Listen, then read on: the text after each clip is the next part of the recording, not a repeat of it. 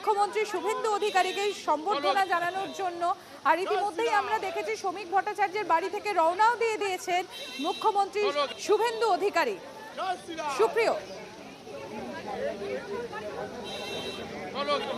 সম্প্রতি দেখো, এখন মুখ্যমন্ত্রী শুভেন্দু অধিকারী তার কিন্তু এই সল্টলেকের দলীয় কার্যালয়ে এসে পৌঁছানোটা শুধুমাত্র সময়ের অপেক্ষা।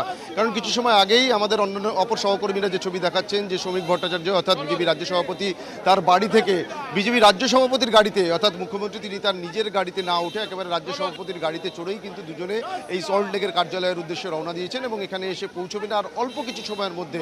আর প্রথমবারের জন্য মুখ্যমন্ত্রী হওয়ার পর শুভেন্দু অধিকারী তিনি কিন্তু দলীয় কার্যালয়ে এই সল্টলেকের কার্যালয়ে এসছেন। এর আগে তিনি বিভিন্ন সময় এসছেন, এমনকি 4 তারিখে ফল প্রকাশের পর 5 তারিখেও আমরা দেখেছিলাম শুভেন্দু অধিকারী তিনি দলীয় কার্যালয়ে এসে দলের যারা নেতৃত্বরা রয়েছেন তাদের সঙ্গে বৈঠক করেছেন, দেখা করেছেন। কিন্তু আজকের আবহটা কিন্তু সম্পূর্ণ ভিন্ন। মুখ্যমন্ত্রী হওয়ার পর প্রথমবারের জন্য দলীয় কার্যালয়ে আসছেন, আর সেই কার্যালয়ে আসার আগে একেবারে রাজ্য সভাপতিকে সঙ্গে নিয়ে তার গাড়িতে চড়ে মুখ্যমন্ত্রী আসছেন। দেখো, মুখ্যমন্ত্রীর যেখানেই তিনি যাবেন তার নির্দিষ্ট প্রোটোকল রয়েছে, সেই প্রোটোকল মেনে একেবারে দলীয় কার্যালয়ের বাইরেও কড়া নিরাপত্তার বন্দোবস্ত বিধাননগর কমিশনারেটের তরফ থেকে করা হয়েছে এবং দলীয় কর্মী সমর্থক তারাও কিন্তু অধীর অপেক্ষা রয়েছেন সকাল থেকেই মুখ্যমন্ত্রী প্রথমবারের জন্য তিনি কার্যালয়ে আসছেন। এবং মুখ্যমন্ত্রীকে বরণ করে নেওয়ার জন্য বাঙালি সংস্কৃতি বাঙালির রীতি মেনে বেশ কিছু আয়োজন দলীয় দপ্তরে রাখা হয়েছে। একেবারে দলীয় দপ্তর পুরো সাজো সাজো রব, ফুল মালা থেকে শুরু করে বিভিন্নভাবে কিন্তু সাজিয়ে তোলা হয়েছে।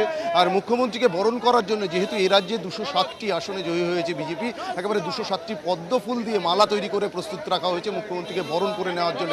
ক্যামেরা পার্সন একেবারে রজতকে বলবো দেখানোর জন্য পুলিশি তৎপরতা কিন্তু ক্রমেই তুঙ্গে উঠছে, অর্থাৎ বোঝা যাচ্ছে যে কোনো মুহূর্তে মুখ্যমন্ত্রী শুভেন্দু অধিকারী তিনি এসে পৌঁছবেন। এবং আজকে এই দলীয় দপ্তরে আসার পর প্রথমেই তিনি একেবারে কার্যালয়ের ভিতরে প্রবেশ করার পর শ্যামাপ্রসাদ মুখোপাধ্যায়ের একটি প্রতিকৃতি রাখা হয়েছে, সেখানে মাল্যদান করে বা ফুল দিয়ে জানাবেন।